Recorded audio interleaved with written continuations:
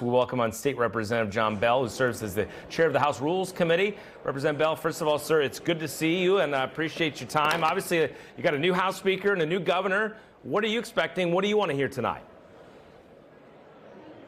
Well, my hope is a sign of unity. Right now in North Carolina, we've got almost a supermajority in the state House, supermajority in the state Senate. We have an even split on the Council of State, and so I think it's important for Governor Stein to come in, show unity, and show how we can continue to move the state forward. We've got some big challenges ahead of rebuilding Western North Carolina, which should be the main focus of our session and hopefully his speech tonight.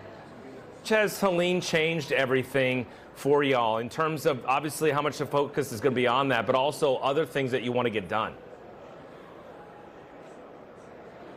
Well, I mean, Tim, the big thing is going to be rebuilding Western North Carolina. We're still limping through the recovery of Hurricane Matthew in Florence. Looking at the disastrous program known as NCORE. Governor Cooper implemented that program, and as of right now, it's $217 million in the hole. We've got to fill that hole, get those houses rebuilt, and at the same time focus on the catastrophic damage that was done to Western North Carolina. And it's a lot different than what we've seen in Eastern North Carolina, and you and I have covered both of those. We've been on the tour together, but when you look at what happened in Western North Carolina, it's just total devastation. It's a lot more than flooding. It's actually communities gone, cities and towns gone, and that's the focus of this General Assembly, and that will be a focus throughout the biennium. You mentioned you hope to hear about unity tonight. I've talked to Speaker Hall and Senate Leader Pro Tem Phil Berger. They're optimistic about working with Josh Stein. I'm guessing some of that's because of his time in the Senate in recent years. Are you optimistic? What do you think so far? And have you had a chance to talk with him much?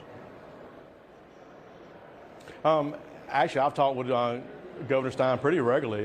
We're actually talking at the beginning of the week on the path of this Hurricane Helene bill that is now in the conference committee, and so we talk pretty regularly, which is a lot different than the last administration.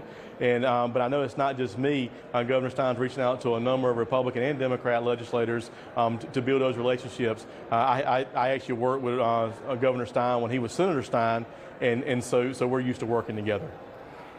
And what does that make a difference, do you think? I mean, do you have more faith then in NC GROW, which is the organization that has been set up for the Western recovery, compared to what you just talked about with Eastern North Carolina? I do. It seems like Governor Stein has put forth some really strong people in the right places. We're working together not just on the immediate needs of Western North Carolina, but how we address long-term disaster recovery, and also how we address the flood blueprint and flood mapping.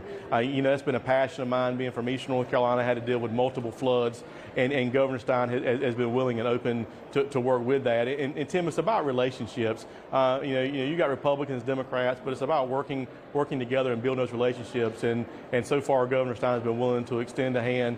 And he can count votes just like I can. And there's things that we can do together. There's things we're going to disagree on, but I bet we agree on a whole lot more than we disagree on. One last quick question for you. This is the first big speech for Destin Hall, at least in this kind of atmosphere as well. What do you think that we'll hear from the House Speaker tonight about priorities beyond Western North Carolina? Well, we're going to continue to move forward. We've done tax reform here in the state. We've done regulatory reform here in the state. We've moved forward on funding education, whether it be university, K-12, community college system. We've really pushed forward on making a regulatory environment that's very business friendly here in the state. And so I think you'll hear that. Speaker Hall has done an outstanding job running the chamber in the first couple months of session, and so I'm excited about what he's going to bring to the table this biennium. I'm excited about his leadership and look forward to hearing his remarks tonight as well. Yeah, youngest House Speaker in state history is going to take to the podium live, which is a little different than usual, just about 10 minutes after the governor tonight. Representative Bell, it's great to see you, sir. Thank you for a few minutes. Hey, thank you, and look forward to speaking with you again.